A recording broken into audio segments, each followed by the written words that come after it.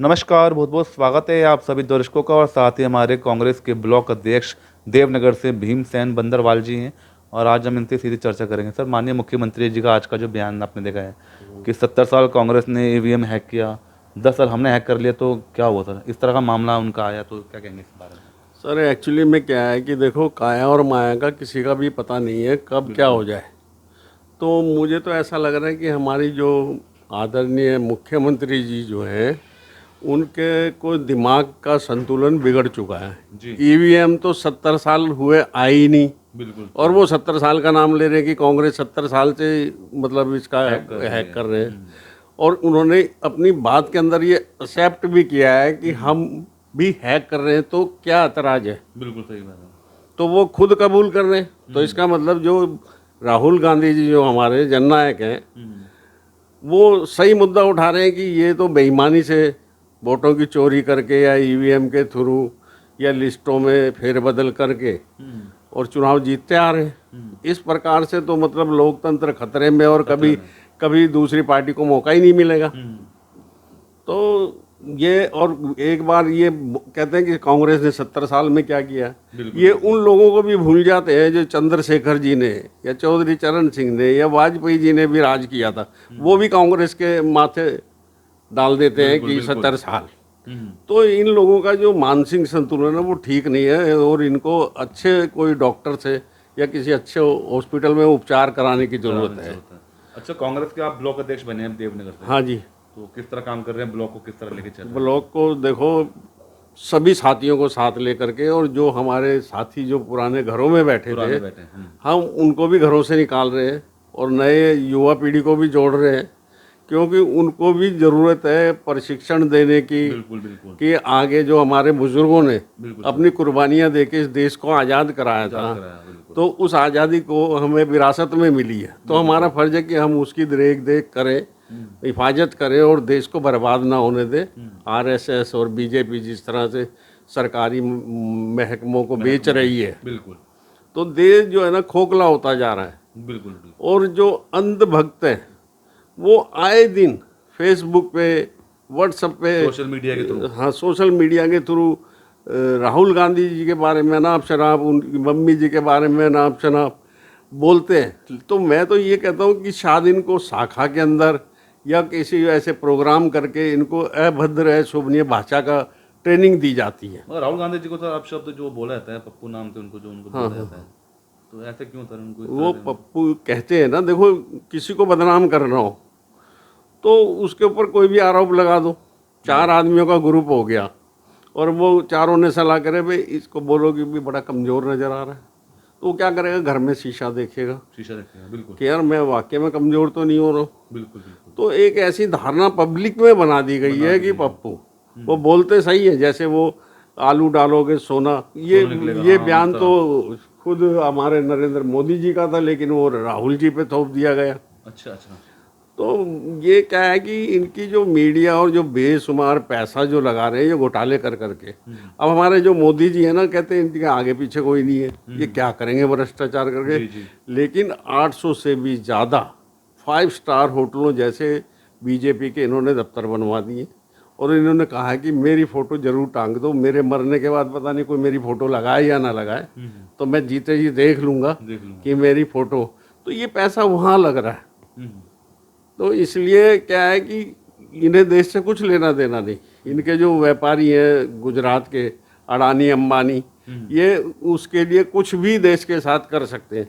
ये कहते हैं मैं तो झोला उठा के चल दूंगा। तो कांग्रेस कैसे झोला उठा के जाने देगी? उसको चेक करेगी, कहीं कागज देश के कहीं किसी दूसरे मुल्क को तो ना रख दे गिरवे। बोट क्लब पर एक रैली हुई थी 1 मई को, मजदूर रैली।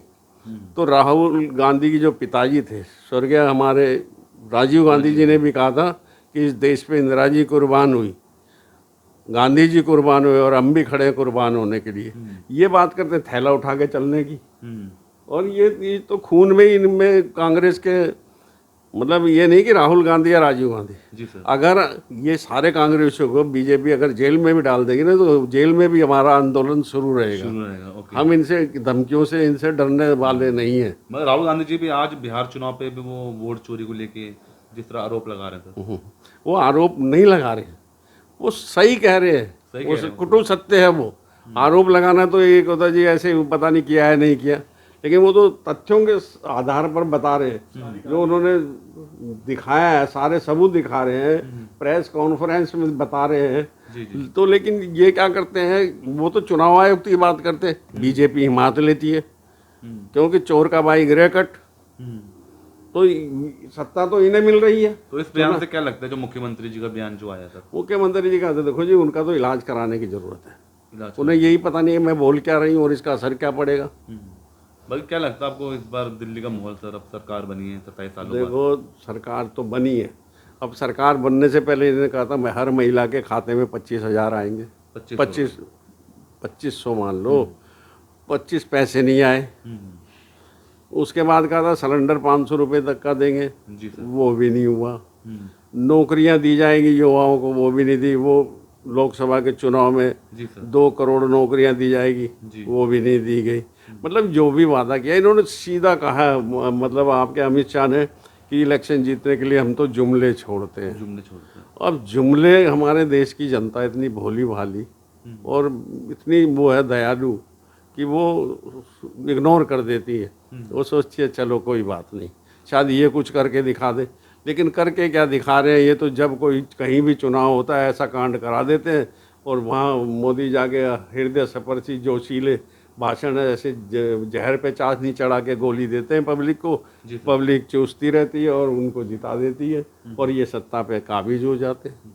अच्छा, आप जैसे ब्लॉक अध्यक्ष बने हैं तो देवनगर के, तो किस तरह से काम कर रहे हैं? और इसके अलावा भी आप काफ़ी लंबे समय से भी कांग्रेस में जुड़े हुए हैं आप सर? मैं 67 से लगा हुआ हूँ। 67 से यहाँ? हमारे यहाँ से जो हमारे धर्मदास शास्त्री जी कांग्रेस से, यस सर। हाँ, कारपोरेशन का 7 वोटों से जीते थे। कामरेड सरदार भगत सिंह जी से लड़े थे। तो मैं जब मैं 15 साल का था तो, हाँ, मैं जब से झंडा कांग्रेस का उठाता आ रहा हूँ, और हमने कभी किसी पद का लालच नहीं किया, सेवा भावना से किया कि हमारे बुजुर्गों ने ये देश हमारे को आज़ादी बिल्कुल करवा के दिया है, तो हमारा काम है कि हम, जब उन्होंने अपने फांसी के फंदों पे लटके, उन्हें क्या लालच था, बिल्कुल सही तो वो लालच हमें भी नहीं है। अच्छा।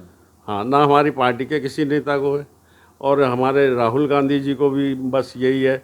हमारे यहाँ से जिला अध्यक्ष हमारे मदन खोरवाल जी है, वो तन मन धन से पार्टी के लिए समर्पित रहते हैं। कभी उन्होंने 5 पैसे का फायदा पार्टी से नहीं लिया, ना हमने लिया, और किसी कार्यकर्ता। और हमारे देखो ना, देवेंद्र यादव जी पूरी दिल्ली के अध्यक्ष हैं, और इतने जुझारू, इतने निर्भीक, इतने निडर अध्यक्ष आज तक मैंने तो अपनी उम्र में देखा नहीं है।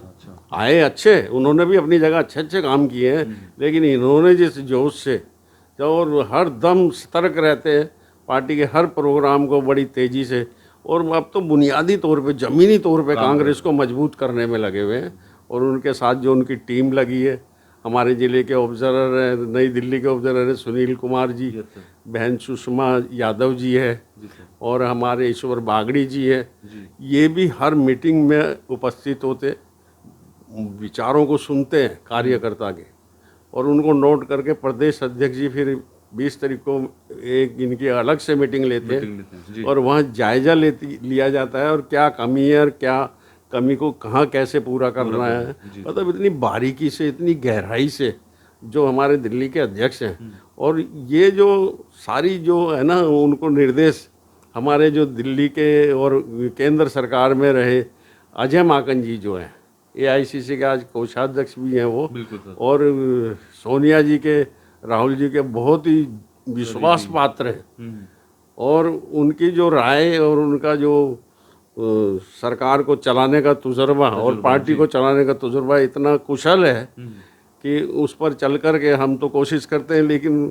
एक आदमी ने, किसी ने झगड़ा कर दिया शरीफ आदमी से, जी सर, और पुलिस आ गई। वो बदमाश था जिससे झगड़ा हुआ, बदमाश ने दुकानदारों को कहा कि वे थाने चलो। वो 10 दुकानदार डर के मारे कि कहीं हम नहीं जाएंगे तो हमसे ना लड़े, और वो शरीफ अकेला चला गया। अब वो बदमाश की तरफ से 10 आदमी बोलने लगे। शरीफ से पुलिस वाला कहता, भाई तेरे साथ कौन है? कि जी मैं तो मैं ही हूँ। कर तू ज़्यादा घना शरीफ है, तो इसके साथ देख 10 आए, तू झूठ बोल रहा है। तो ऐसे ही सच्चाई दब रही है बेईमानों के पीछे। बिल्कुल सही बात। जो जिस तरह की छिचोरी या घटिया घृणित राजनीतिक बीजेपी आरएसएस ये करते, आज आरएसएस की शाखा के अंदर जी सर। इनको ये सिखा दिया जाए ना कि सबको कान में ये बोलना है कि ताजमहल जो है ना लाल किले के पीछे है। पीछे तो ये दिमागों में ऐसे भर देंगे जो गरीब मजदूर जो स्कूलों में नहीं जाते पीछे हैं, ही। ये झुग्गी झोपड़ी में अनपढ़ महिलाएं हमारी, उनको कहेंगे तो वो भी सोचेंगे हाँ भाई ताजमहल हो सकता है यहीं लाल किले के पीछे हो। तो इसी तरह राहुल गांधी जी का भी इन्होंने झूठा प्रचार कर करके उनकी छवि बहुत खराब की है। लेकिन अब पूरे हिंदुस्तान की जनता और पूरा संसार देख रहा है राहुल गांधी जी जो कहते हैं वो सच कहते हैं, जो आज कहते हैं वो 10 साल पहले भी उन्होंने यही कहा था। उनकी बातों में फेरबदल नहीं है और ये तो जहाँ जाते हैं उसी के मोदी जी उसी जगह के बेटे बन जाते हैं। वहीं के सारे कह रहे मैं तो इतने यहाँ पे मैंने इतने साल वो किया, मैंने इतने साल वो किया, मतलब झूठ का पलंदा। ये झूठ पर इनकी बुनियाद रखी हुई है। लेकिन अंत एक ना एक दिन सबका आता है, संसार का स्वरूप परिवर्तन है और कोई ना कोई ऐसा समय आएगा जिससे फिर, लेकिन आएगा ना तो कांग्रेस के लिए फिर भी हमारे लिए चुनौती रहेगी, क्योंकि ये हमें जैसे आज़ादी के बाद देश खोखला मिला था ना, ऐसा ही खोखला करके ये देश को देंगे।